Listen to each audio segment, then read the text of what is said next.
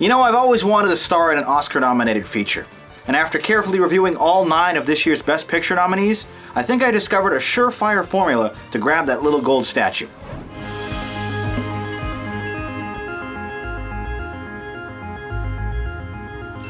Sir, we've just received your lab results. Was this med school dropout an accredited physician? Absolutely not. I'm sorry, but I'm afraid you've tested positive for AIDS. And also you're being sold into slavery tomorrow. It's okay, Jonathan. I still love you. This is Movie Night.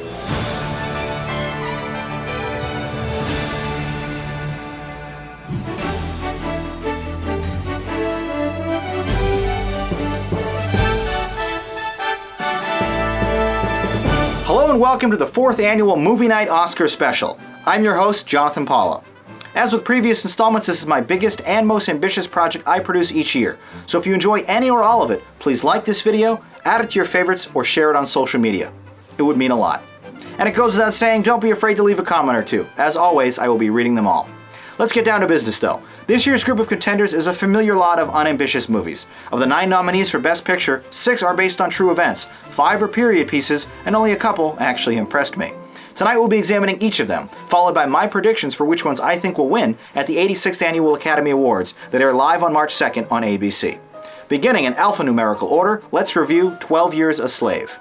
Produced on a budget of $20 million by director Steve McQueen, this historical adaptation of Solomon Northup's 1853 memoir of the same name has grossed over $90 million in profit since its November 8, 2013 release. Filmed on location around historic antebellum plantations in Louisiana, we follow the heartbreakingly painful true story of Northup, a free black man who was kidnapped and sold into slavery. After declaring, "I don't want to survive, I want to live," he suffers through his captivity, constantly hoping for salvation. Chiwetel Ejiofor is positively remarkable as the imprisoned but well-educated slave, deservedly earning an Oscar nomination in the process. Even if playing a beaten-down slave is sort of a gimme role. A longtime character actor, it's great to see Ejiofor truly shine in a lead role that explores the depths of perseverance and refusing to be victimized. Where you from, Platt? I told you. Tell me again. Washington. Who were your master? Master named of Freeman. Was he a learned man? I suppose so. He learned you to read? A word, here or there. But I've no understanding of the written text. Don't trouble yourself with it. Same as the rest, Master brought you here to work, that's all. Any more, I'll earn you 100 lashes.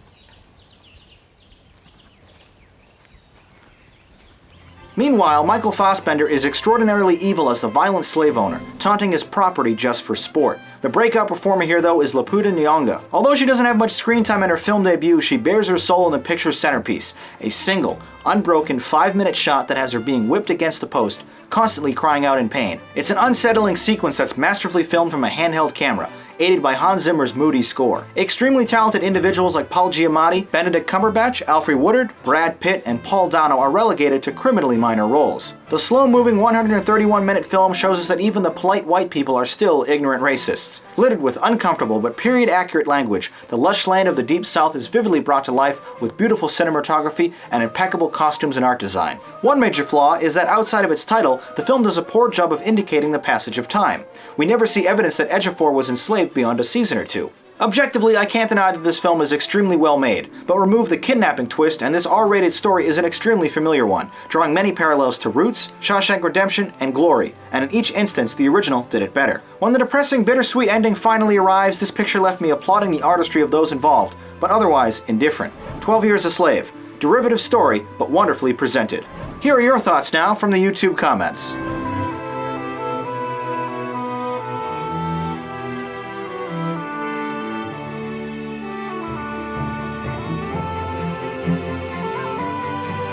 A 9 and a 7 for 12 Years a Slave. You felt the depiction was brilliant, especially the acting and subject matter, rating this an awesome. Technically speaking, I completely agree. I just can't shake the feeling that this story, these performances, have all been done before. I gave it a strong cool. Our second film tonight is American Hustle.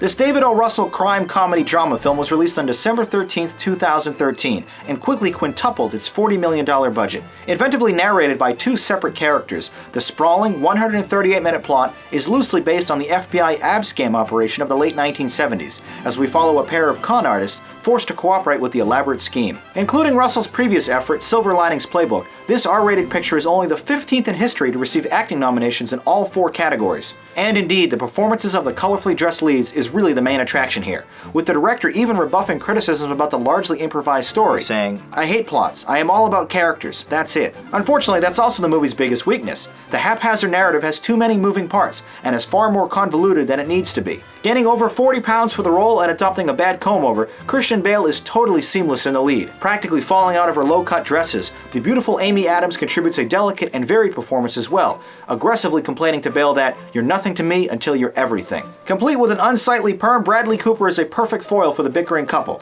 energizing the plot with his amusing charisma. Jeremy Renner plays a slick but honest politician, while Jennifer Lawrence is featured in a few powerful scenes as Bale's unpredictable Jersey housewife. She is as incredible and gorgeous as ever, making everyone around her that much better, especially in a funny scene where she warns against the dangers of Bale's new science oven. Oh! Another fire! No, Danny, not that one. That one's empty. We gotta use the big one. I told you not to put metal in the science oven. What'd you do that for? Don't make such a big deal. Just get another one. I don't want another one. I want the one that Carmine gave me. Oh, Carmine. I want the one that Carmine gave me. Carmine. Why don't you just marry Carmine? Get a little gold microwave and put it on a chain around your neck. You want to be more like Carmine? Why don't you build something like he does? Instead of all your empty deals, it's just like your f***ing science oven. You know, I read that it takes all of the nutrition out of our food. Empty, just like your deals. Empty. In a rare dramatic role, stand-up comedian Louis C.K. works perfectly alongside his nominated co-stars. However, the great Michael Pena is absolutely wasted in his minor role, as are the talents of another big-name star who has a surprise cameo. The costumes, editing, and camera work are all top-notch, but the film's inconsistent tone eliminates any tension in the confusing plot. Danny Elfman's original score takes a back seat to the 70s-era pop sounds of Chicago, Steely Dan, and even an Arabic version of White Rabbit that bolster many scenes. Repeatedly focusing on themes of lies, deceit, and what we want to believe, this picture is worth watching for the characters, but it's ultimately an underwhelming experience. American Hustle. Incredible acting doesn't outshine problems. Here are some of your comments now.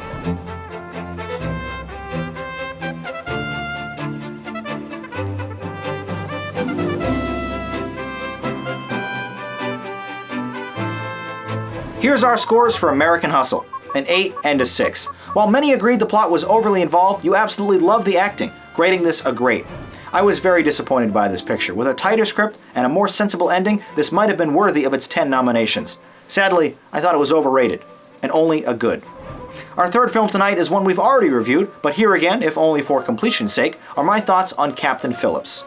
Based on the true events of a 2009 hijacking at sea in the Indian Ocean, this picture has already quadrupled its $55 million budget and scored 6 Academy Award nominations, following its October 11, 2013 release. Veteran A-lister Tom Hanks stars in the title role of this suspenseful 134-minute picture directed by the talented Paul Greengrass. Hanks brings his absolute best, showcasing a marvelous performance that'll have you rooting for him the whole way, especially in his final scene where his emotions are pushed to the brink, overcome with shock at his circumstances. Sticking to what he's known for, Greengrass relies heavily on a handheld cinema verte style, which works well to elicit a documentary feeling, but becomes noticeably claustrophobic by the picture's end. His other trademark is populating the cast with no-name participants, and this film includes a breakout role from Bakar Abdi as the lead pirate, who sternly warns Hanks after taking over his cargo ship, "I'm the captain now." His nominated performance is not only believable and terrifying, it also manages to be relatable. The remainder of the cast is largely inconsequential, including Catherine Keener, who was featured as Hanks' wife, but is gone after only 3 minutes of screen time.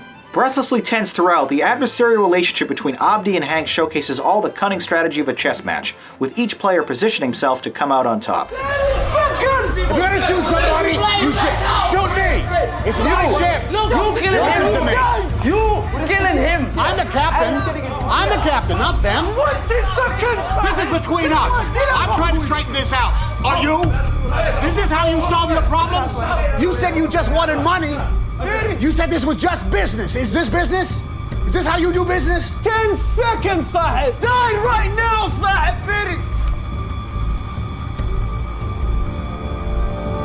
वाह कुत्ते क्या सुगुरा The subtle score from Henry Jackman is used sparingly, instead dropping out entirely to allow for the actor's own anxiety to carry each scene, especially during the stressful bridge takeover sequence. Although it takes a while to really get going and many portions are repetitive, if for no other reason than historical accuracy, the movie is, thankfully, incredibly realistic, with production taking place on an actual container ship on the open ocean with actual Somali actors playing the pirates. The PG-13 rated experience doesn't make any political statements about the heroism or sensibility of the massive rescue operation, nor does it ever escape the small physical confines of its story, leaving everything feeling very immediate but unfinished. However, as a believable and dramatic thriller, it certainly accomplishes. Captain Phillips, captivating portrayal of harrowing events. Here are some of your thoughts now from the YouTube comments.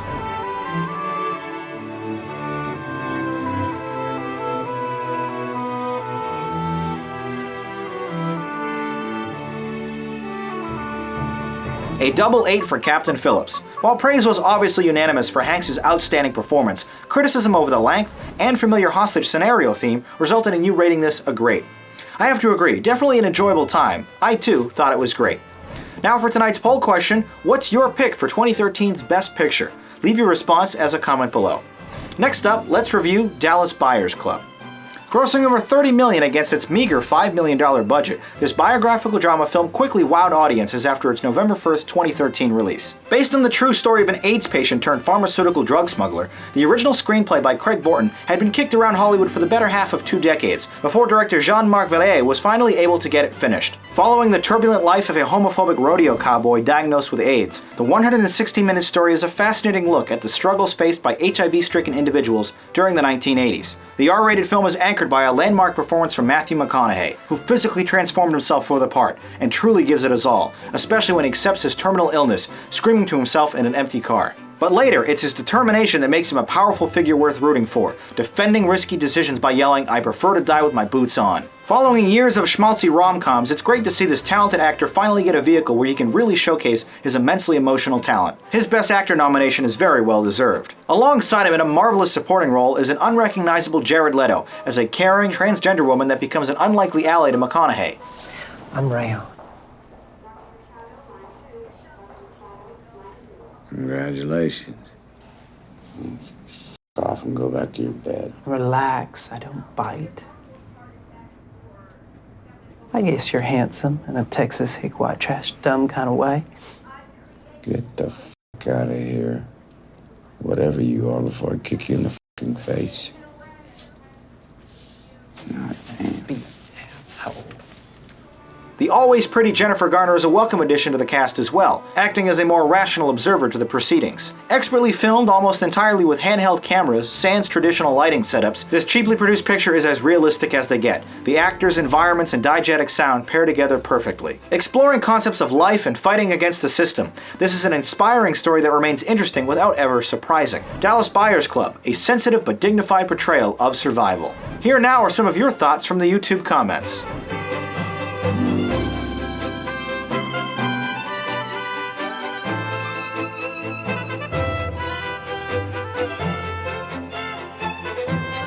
Our final scores for Dallas Buyers Club, a double great.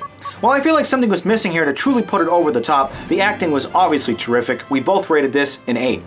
Now for a shortened version of my early review of Gravity. Earning nearly $750 million, this 3D sci-fi film would become the 8th highest grossing film of the year, following its October 4th, 2013 release. The extremely ambitious action thriller is the latest effort from visionary director Alfonso Cuarón. Using every bit of its $100 million budget, this stunning space epic opens with a single, 12-minute shot that defies cinematic conventions, bringing to life perhaps the most impressive shot in film history. Things quickly turn ugly when the dynamically unbroken scene is interrupted by an incoming debris field that threatens the astronauts' lives.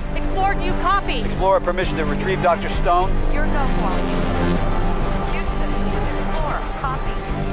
All right. We've lost Houston. Oh. We've lost Houston. Unstrap.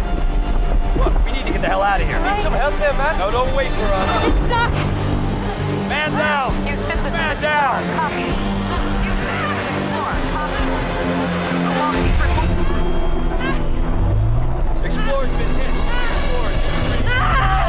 George Clooney remains cool and collected during the terrifying ordeal. Meanwhile, Sandra Bullock does a magnificent job exhibiting a figurative roller coaster of emotions, scoring her a well-deserved Oscar nod. Virtually helpless in the deep void of space, the rookie mission specialist silently prays to herself during a pivotal point for the picture. Unfolding in near real time, this is a completely immersive and visceral experience, especially when tensions are heightened during foggy POV shots inside Bullock's claustrophobic helmet. Tensions remain high as the perfectly paced 90-minute adventure isn't the type of story where a happy ending is necessarily guaranteed. Utilizing brand new technology specifically built for this picture, the PG-13 rated drama is the most visually stunning movie since Avatar, and equally as groundbreaking. The effects aren't only seamless and realistic, they're captivating and artistic as well, resulting in an absolutely gorgeous experience. Composer Stephen Price lends an inspirational and nail-biting original score that swells in intensity at all the right moments. Although the narrative perpetually flirts with the implausible, it is never outright unbelievable, maintaining an almost non-stop sense of danger and urgency throughout.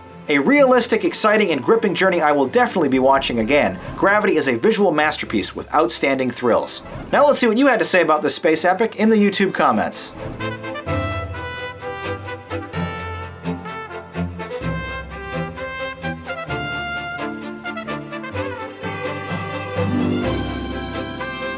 A 9 and a 10 for Gravity. While there was across-the-board praise for the remarkable visuals, there were some criticisms, from the plot to the scientific accuracy of the film, bringing your overall average down to an awesome.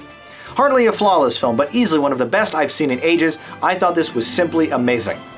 More than halfway done now, let's review Her. This intriguing Spike Jonze sci-fi romantic drama was released on December 18, 2013, and has since grossed nearly $30 million. The slow-paced, 126-minute story shares the quirky life of Joaquin Phoenix, a peculiar individual living in an idealized version of the not-too-distant future, who falls in love with a talking, learning, and sophisticated operating system played by the disembodied voice of Scarlett Johansson. As Phoenix spends a majority of his time basically talking to himself, the weight of the picture's success rests squarely on his ability to carry a scene. And fortunately, he's able to do so quite well. And while we never get to see that bombshell body of hers, Johansson is appropriately incredible opposite him. Poignantly reflecting on their lives before they met, the past is just a story we tell ourselves. Really though, her programming is so advanced that there's no awkwardness between them, and since their relationship is never really challenged by society, either from a moral or a legal standpoint, the only thing that sets this picture apart from traditional romance narratives is that Scarlett is without physical form. And then I had this terrible thought. Like, are these feelings even real? Or are they just programming? And that idea really hurts. And then I get angry at myself for even having pain. Oh, what a sad trick. You feel real to me, Samantha. Once you get past the unconventional circumstances of a man carrying on a relationship with a computer, the story actually becomes pretty familiar, and honestly, boring. While Phoenix confides to co-star Amy Adams that he's uncertain his relationship is real, missing are the ethical dilemmas normally associated with artificial intelligence, and nothing original ever develops from the unique setup. The R-rated drama is filmed with slow, static shots, and its depiction of the future is shaded with an uncharacteristically warm filter. A quiet and somber score provided by the accomplished rock band Arcade Fire makes the picture all the more beautiful and intimate as it winds from one scene to the next. With Shanghai unashamedly standing in for a futuristic Los Angeles, Jonze paints a welcoming and utopian version of society that is as intriguing to watch unfold as it is believable. More importantly, the subtle environment utilized with minimal special effects shots never overshadows the emotional story playing out front and center. While it may not be for everyone, this is a delicate and nuanced experience that weakens a bit over time. Her, poetic exploration of conventional identities. Strong opinions on this one, so let's read some of your reviews now.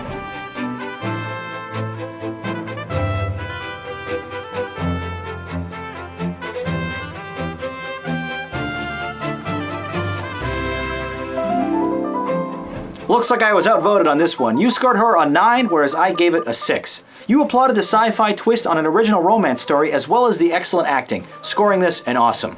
Despite the masterful artistry of all those involved, I didn't feel like there was anything truly powerful or even new here. I thought it was good. Now, a friendly reminder to subscribe to the Movie Night Archive channel for an organized library of all our past reviews and my exclusive trailer commentaries. This week I reviewed the Guardians of the Galaxy teaser trailer. Our 7th review tonight will be for Nebraska. This 115-minute comedy drama film by director Alexander Payne made only a few million in profit over its $12 million budget, following its November 15, 2013 release. 77-year-old Bruce Dern and SNL alumni Will Forte star as a father and son pair who embark on a curious road trip from Montana to Nebraska to claim a non-existent sweepstakes prize. For reasons that are never adequately explained in the R-rated story, they take an almost week-long pit stop in Dern's old childhood neighborhood in the fictional town of Hawthorne that later morphs into a sort of impromptu family reunion. From here, the interesting but frosty dynamic of the father-son relationship is put on hold, while other quirky characters from Dern's life float in and out of the story. You need something? Oh, hi, yeah. My dad here used to own this place. Oh, yeah?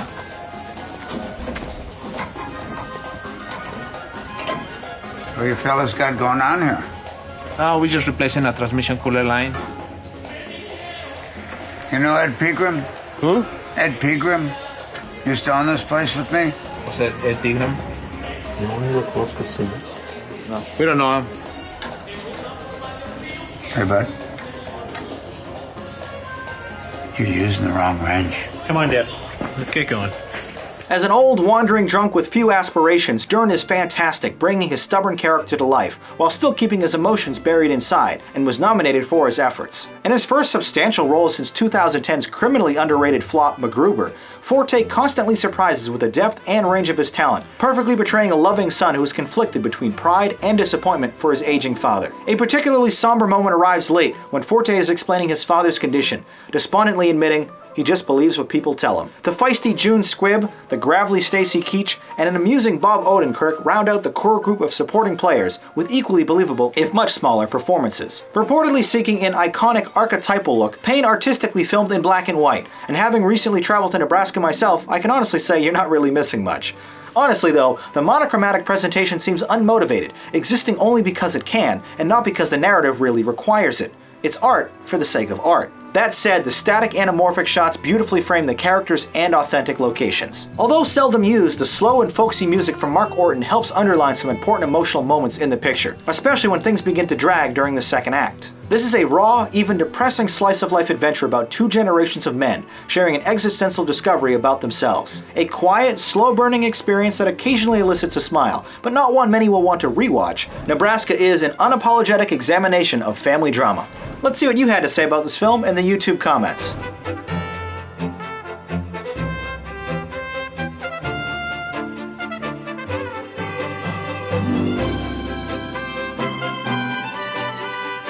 Our scores worked out to a 9 and an 8. You gave credit to the excellent script and acting, rating this an awesome.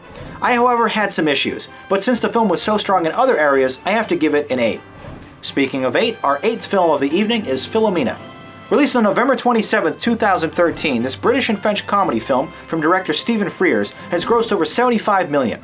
The 95-minute story based on Martin Sixsmith's book, The Lost Child of Philomena Lee, shares the interesting true story of an old Irish woman who searches the globe for her long-lost child she forcibly gave up for adoption decades earlier. Earning her 7th nomination for her wonderful performance, Judi Dench stars as the title character, an intelligent but sometimes clueless character who is as sweet as she is crass. Steve Coogan is a journalist who becomes fascinated by her plight and agrees to write an article on her situation while simultaneously helping her search. Their adversarial but cooperative relationship is the central fixture of the production, bouncing from playful laughter to serious and contentious arguments on religion. Dench defends her easygoing attitude by declaring, "I don't want to hate people. I don't want to be like you." But the way her face lights up each time she learns new details about her lost son is just delightful, making it easy to root for her happy ending.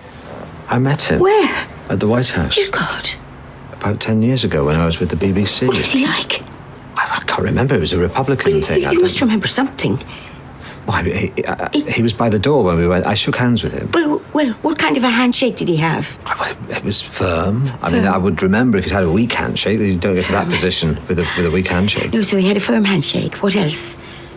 He was smart. Oh, I always kept him smart. Where the narrative goes from there, however, is unpredictable and interesting. Backed by strong and melodic piano chords by Alexander Desplat, the PG-13 rated film is a rewarding experience that plays out with realism and heart, ending with a remarkably powerful and bittersweet ending that is both inspiring and difficult to watch. The calm and traditional production style doesn't do the film any favors, and while nothing really impresses, there aren't any big missteps here either. The briskly paced picture explores the ideas of blind faith, second chances, and of course, the eternal bond we all share with our mothers. A simple idea presented via an original and intriguing story with terrific performances, this is an enjoyable picture I wouldn't mind watching again. Philomena is a heartwarming and charming human journey. Here are some of your reviews now from the YouTube comments.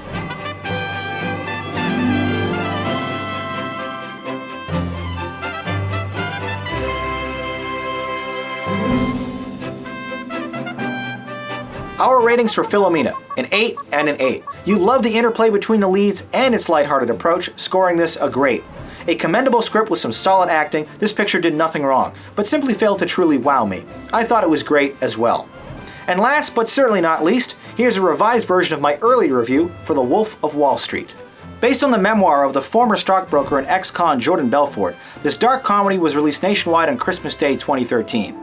The fifth collaboration between acclaimed director Martin Scorsese and Leonardo DiCaprio, who plays the young and ambitious Belfort, has more than tripled its $100 million budget. The involved plot follows DiCaprio as he makes a name for himself in the securities commodities business, motivating his hungry troops of telephone terrorists by shouting, "I want you to deal with your problems by becoming rich." Hopefully the fourth time will be the charm for Leo, as his nominated performance here is nothing short of exemplary, showcasing the full range of emotions, from heartbreak and frustration to overjoyed happiness and drugged-out cluelessness. In fact, he is often the only thing propelling the listless plot from one scene to the next. The bizarre and lively characters he meets along the way are as fascinating as they are expertly acted, which includes Oscar-nominated Jonah Hill in a delightfully amusing sidekick role, the stunningly sexy Margot Robbie as the bickering wife, and Kyle Chandler as the straight-edged FBI agent tasked with taking the entire circus down. If I'm not mistaken, you just tried to bribe a federal officer. No, technically I didn't bribe anybody. No, that's not the conversation I heard, According to the U.S. Criminal Code, there needs to be an exact dollar figure for the exchange of services. That would not hold up in a court of law. I heard it. No, that's the truth. But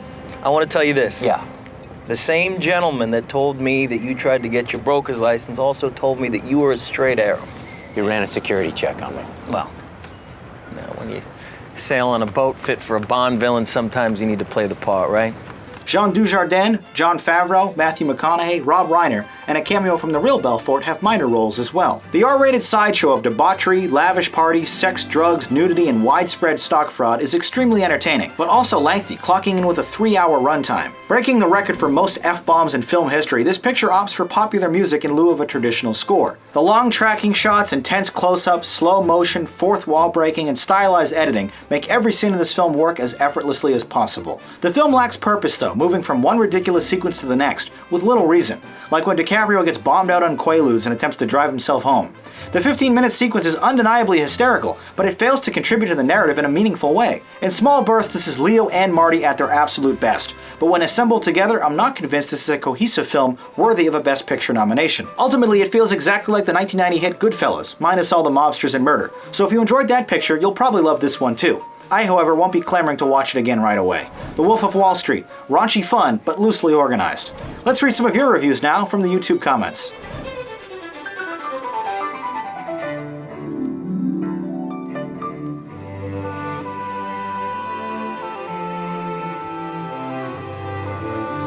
The Wolf of Wall Street, a 10 and an 8. Overlooking the runtime, you praised the film's unapologetic delivery and fantastic acting, scoring this an amazing. While I wouldn't say the movie ever dragged, it definitely felt like it was mostly fluff rather than substance. A tremendous effort by all those involved, but I'm only going to give it a great. Now that you've heard my reviews on each film, here's how they all stack up against each other. Another selection of safe and conventional dramas that seems blind to any movie released prior to Labor Day. I still have lots to watch from 2013, and while I never expected awesome films like Fast and Furious 6 or Star Trek Into Darkness to receive any real nominations, I was disappointed that more Oscar-friendly pictures like The Great Gatsby, Fruitvale Station, and About Time were all but excluded. My anti-Academy opinions aside though, there are some deserving options this year, so here are my picks and predictions for the top 4 categories. For Best Actress, I'd honestly have to award it to Sandra Bullock for her great performance in Gravity. Regretfully, I haven't seen Blue Jasmine yet, but if the pre-Oscar buzz is any indication, Cate Blanchett seems poised to pick up her second trophy. While I'd love to see Leo get his much-deserved Oscar in the Best Actor category, I feel like Matthew McConaughey had the better performance this year. Strong competition in this category makes it a tough one to predict. The Academy might agree with me. but they might also award it to DiCaprio if only as a makeup award for all his previous snubs. Chiwetel Ejiofor played a repressed slave though, and those types of roles always seem to win. Best Director is a no-brainer this year. What Alfonso Cuarón did with Gravity was nothing short of groundbreaking. He's far and away my favorite here, and likely the Academy's pick as well. For the biggest award in cinema, I have to award Gravity Best Picture honors. Easily the strongest and most awe-inspiring motion picture I have watched in a long time. Keeping with tradition though, 12 Years a Slave is more likely to win. It's a safe and conventional period piece based on a true story. And as we've discussed many times here on Movie Night, that makes it an Academy favorite. I hope you're just as excited for the upcoming Academy Awards telecast as I am, which I'll be live tweeting once again. Following the broadcast, I'll also post my thoughts and reactions in an episode of The World According to John, so please subscribe to John to see that video when it's released.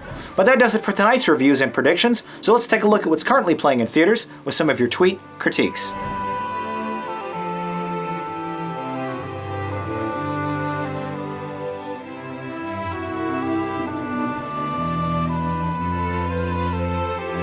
If you see a new movie in theaters, tweet your review with the JPMN hashtag. Next week we'll be kicking off Action Movie Month here on Movie Night with 6 consecutive weeks of reviews dedicated to that genre's biggest superstars. The first episode will focus on Liam Neeson, where we'll review 1995's Rob Roy, his comeback picture Taken from 2008, and his newest, Non-Stop. Once you've seen these films, share your opinion by voting in the polls or by leaving a comment review. If you'd like to watch more Movie Night reviews, check out the related videos on the right, or click subscribe to be notified of all new content. And be sure to follow me on Twitter, Facebook, or Google+ for updates between episodes. Once again, my name is Jonathan Paula. Thank you for watching and listening. Until next time, have a good movie night.